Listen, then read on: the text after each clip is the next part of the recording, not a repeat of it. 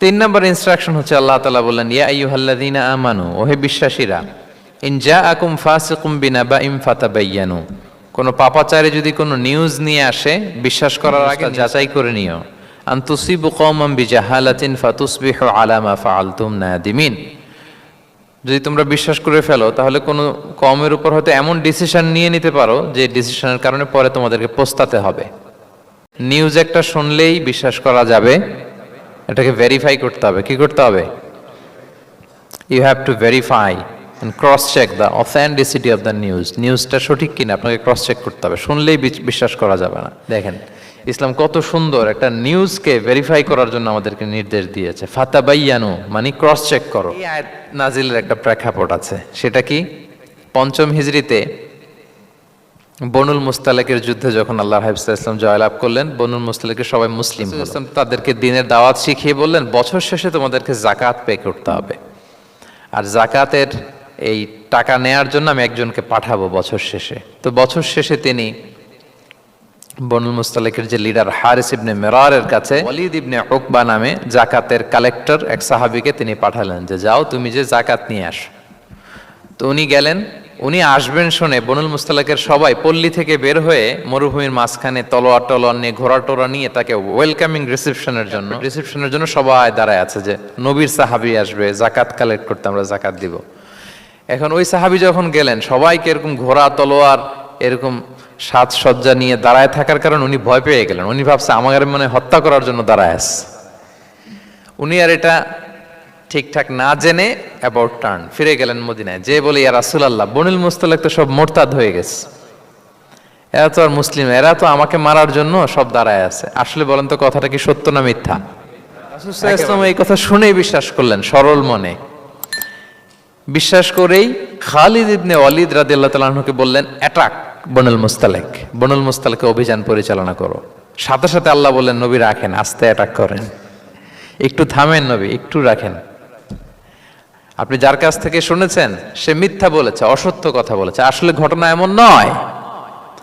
আজকে তার কথার উপর বেস করে আপনি যে খালিদ ইবনে ওয়ালিদকে অভিযান পরিচালনা করতে বললেন, সে যে যদি অ্যাটাক করে কয়েকজনকে হত্যাও করে ফেলতো, এই যে রক্তপাত হতো, ব্লাড শেড, এটার দায় কিন্তু আপনি এড়াতে পারতেন, কারণ আপনি আদেশ দানকারী।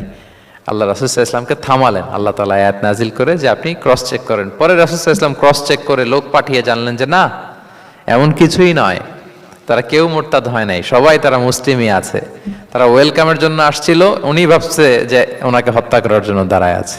তাহলে চিন্তা করছেন যুগে যুগে এই সমস্যা আছে না নাই বলেন? রাসূল সাল্লাল্লাহু আলাইহি ওয়াসাল্লামের জীবনীতে এই ঘটনা ঘটিয়ে আমাদের চোখে আঙ্গুল দিয়ে আল্লাহ তাআলা বুঝাতে চাইলেন যে কোনো নিউজ আসলেই এটা ভেরিফাই না করে বিশ্বাস করা যাবে না। 4 নম্বরে আল্লাহ তাআলা বললেন, ওয়া ইন তাইফাতানি মিনাল মুমিনিনা ক্তাতালু ফাসলিহু বাইনাহুমা, বিশ্বাসীদের মধ্যে দুই গ্রুপ যদি মারামারি লাগে তাহলে তুমি মিলিয়ে দাও, ইসলাহ করো, ইসলাহু যাতিল বাইন, মিলিয়ে দাও, মীমাংসা করে দাও, বিরোধ নিষ্পন্ন করে দাও। অনেক সময় হয় না যে দুই ভাই ঝগড়া লেগেছে, দুই বন্ধু ঝগড়া লেগেছে, অথবা স্বামী স্ত্রীর মধ্যে কোনো কারণে বিরোধ, হ্যাঁ, দুই পার্টি ঝগড়া লাগছে, এরকম আছে না নাই? তখন ফাসলিহু বাইনাহুমা, তাদের মধ্যে আপোষ মীমাংসা করে দাও।